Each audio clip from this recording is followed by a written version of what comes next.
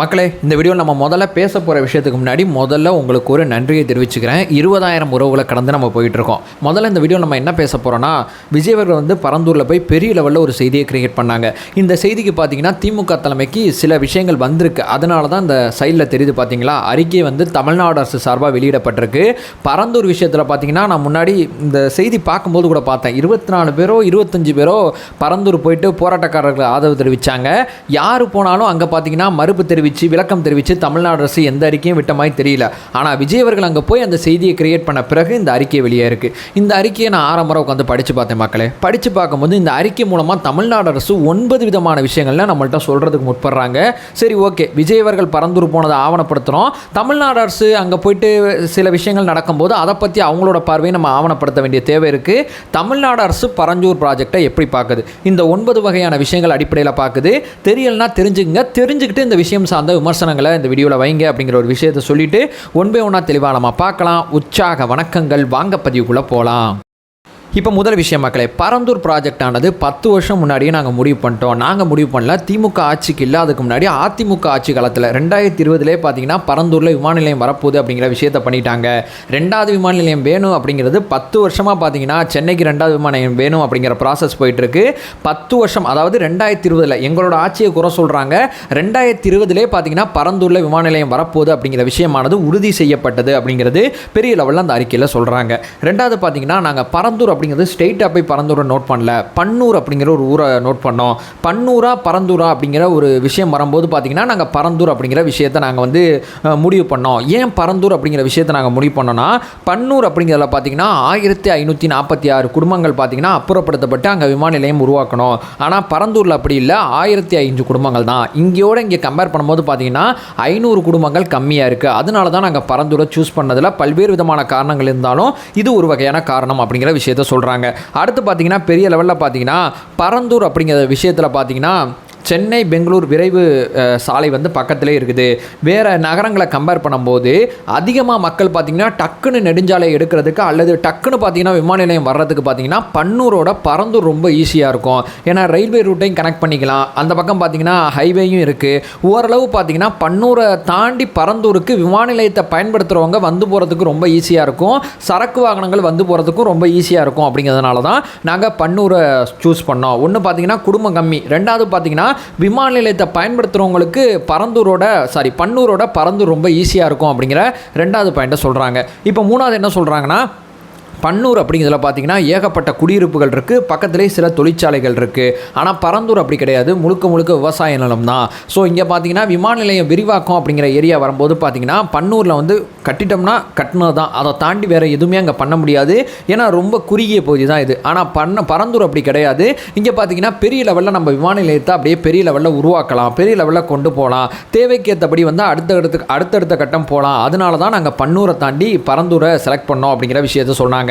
4வது மிக முக்கியமாக என்ன சொல்கிறாங்கன்னு சொல்லி கேட்டிங்கன்னா, டெல்லி, ஹைதராபாத், பெங்களூர் இந்த மாதிரி மாநிலங்கள்லாம் நீங்கள் பார்த்தீங்கன்னா பெரிய லெவலில் அவங்க விமான நிலையம்லாம் 5000 ஏக்கர் பரப்பளவில் அவ்வளோ பெருசாக அமைஞ்சிருக்கு. இப்போ சென்னை விமான நிலையமானது 1000 ஏக்கர் பரப்பளவில் தான் இருக்குது. இந்த விமான நிலையத்துக்கு பார்த்தீங்கன்னா இப்போ வருஷத்துக்கு 2 கோடி பேர் வந்து போயிட்டுருக்காங்க. அடுத்த வருஷம் இது 3 கோடி ஆகும்னு சொல்கிறாங்க. கிட்டத்தட்ட ஒரு 10 வருஷத்தில் பார்த்தீங்கன்னா 8 கோடி ஆகும்னு சொல்கிறாங்க. இங்கே விமான நிலையம் கேட்டு யாரும் போராடலை, இருந்தாலும் தேவை கருதி, ஏன்னா நம்ம பக்கத்தில் இருக்கக்கூடிய மாநிலங்கள்லாம் 5000 ஏக்கரில் விமான நிலையம் வச்சுருக்கும் போது நம்ம மட்டும் 1000 ஏக்கரில் இருந்துச்சுன்னா நிச்சயமாக அது எதிர்கால தேவையில் நிச்சயமாக பத்தாது. அதன் காரணமாக தான் நாங்கள் விமான நிலையத்தை பார்த்தீங்கன்னா பரந்தூரில் உருவாக்கலாம் அப்படிங்கிற முடிவுக்கு வரோம். சென்னை பார்த்தீங்கன்னா சென்னைக்கு 2வது விமான நிலையம் அப்படிங்கிறது இப்போ நம்ம டைட்டில் பார்க் அப்படிங்கிறது அந்த காலகட்டத்தில், அதாவது 2000ஆம் ஆண்டு காலகட்டத்தில் ஒரு ஸ்டார்ட் அப்பான ஐடியா. அந்த டைட்டில் பார்க் பார்த்தீங்கன்னா இன்னைக்கு 2025 காலகட்டத்தில் எவ்வளவு பெரிய வர்த்தகத்தை மாநில அரசு கொடுத்துக்கிட்டு இருக்கு அப்படிங்கிற விஷயத்தை நம்ம இங்கே கவனிக்க வேண்டியது இருக்குது. ஸோ இங்கே பார்த்தீங்கன்னா ஒரு நம்ம அண்டை மாநிலங்கள்லாம் 5000 ஏக்கரில் விமான நிலையம் வைக்கும்போது தேவை இல்லாமையே 5000 ஏக்கரில் வச்சுருப்பாங்க, தேவை அடிப்படையில் தானே வச்சுருப்பாங்க. அப்போ நம்ம மொத்தம் 1000 ஏக்கரில் விமான நிலையம் வச்சா நம்மளுடைய அடுத்த கட்ட விஷயங்கள் அத்தனைக்குமே அது பெரிய லெவலில் ஒரு பேரடியாக இருக்கும். அதனால தான் நாங்கள் 2வது விமான நிலையம் அப்படிங்கிற விஷயத்தை நாங்கள் சொல்கிறோம். அடுத்ததாக பார்த்தீங்கன்னா நாங்கள் என்ன சொல்ல வரோம்னா, இது தனிப்பட்ட முறையில் மாநில அரசு தான் இந்த இடத்துல உருவாக்கணும்லாம் நாங்கள் சொல்லலை. இந்திய விமான ஆணையம் இந்த இடம் தான் சரியானதாக இருக்குன்னு சொல்லி எங்கள்கிட்ட சொன்னாங்க. நாங்கள் என்ன பண்ணுறோன்னா, இந்திய விமான ஆணையம் என்ன சொல்கிறாங்களோ அதுக்கு ஏற்றபடி அவங்க வாண்டடாக என்ன சொல்கிறாங்களோ அது எல்லாத்தையுமே நாங்கள் கிரியேட் பண்ணி கொடுக்குறோம். இது மாநில அரசோட சொந்த முடிவு கிடையாது.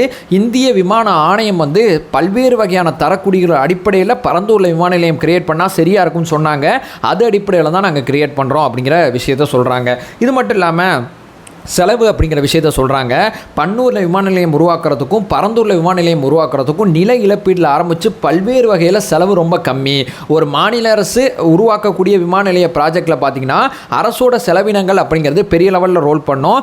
பன்னூரை தாண்டி பரந்தூரை சூஸ் பண்ணுறதுக்கு பல இடத்துல பார்த்திங்கன்னா செலவு குறைவு அப்படிங்கிறது தான் மிக பிரதானமான காரணமாக இருக்குது. ஏன்னா பன்னூர் அப்படிங்கிறது ஒரு இடத்துல கிரியேட் பண்ணிட்டோன்னா அது பெரிய லெவலில் நம்ம வந்து உருவாக்க முடியாது அடுத்தடுத்த கட்டம். ஆனால் பரந்தூர் அப்படி கிடையாது அப்படிங்கிற ஒரு விஷயத்த சொல்கிறாங்க. ஸோ எங்களுக்கு ஒரு இடத்த அழிச்சிட்டு விமான நிலையம் உருவாக்கணும் அப்படிங்கிறதெல்லாம் ஆசை கிடையாது. தேவை கருதி தான் நாங்கள் இந்த விஷயத்தை நாங்கள் கிரியேட் பண்ணுறோம் அப்படிங்கிற சில விஷயங்கள் சொல்கிறாங்க. ஃபைனலாக இந்த வீடியோவில் நான் கடைசியாக என்ன பாயிண்ட் சொல்ல போனேன்னா, அந்த அறிக்கையில் இல்லாத ஒரு பாயிண்ட்டை சொல்லிட்டு இந்த வீடியோவை நான் என் பண்ணிக்கிறேன்.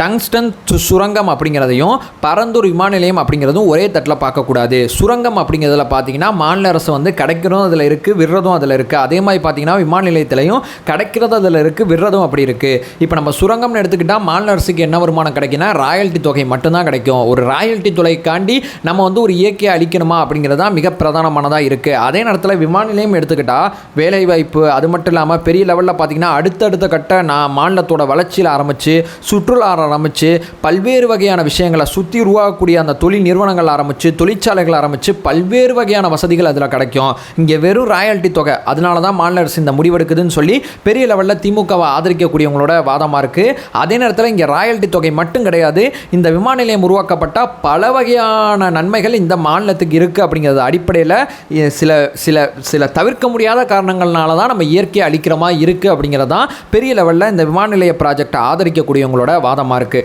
ஸோ இப்போ பார்த்தீங்கன்னா பரந்தூரில் போயிட்டு எதுக்கு விமான நிலையம் உருவாக்கக்கூடாது அப்படிங்கிறது விஜய் அவர்கள் என்ன சொன்னாங்க, என்ன செய்கிறாங்கங்கிறதே நம்ம பார்த்துட்டோம். அதே நேரத்தில் மாநில அரசோட பங்களிப்பா இப்படி இருக்குப்பா, இப்படிப்பட்ட நிலைமைகள் இருக்குப்பா அப்படிங்கிறதையும் மாநில அரசு அவங்களோட சார்பாக சில விளக்கங்கள் கொடுத்துருக்காங்க. இதையும் பாருங்கள். உங்களோட முடிவு என்ன அப்படிங்கிறது இந்த வீடியோக்கில் கமெண்ட் பண்ணுங்கள். நம்ம சேனலை ஃபர்தராக ஃபாலோ பண்ணிங்கன்னா பொலிட்டிக்கல் சார்ந்து பல்வேறு விஷயங்களை பற்றி நம்ம பேசிக்கிட்டு இருக்கோம்.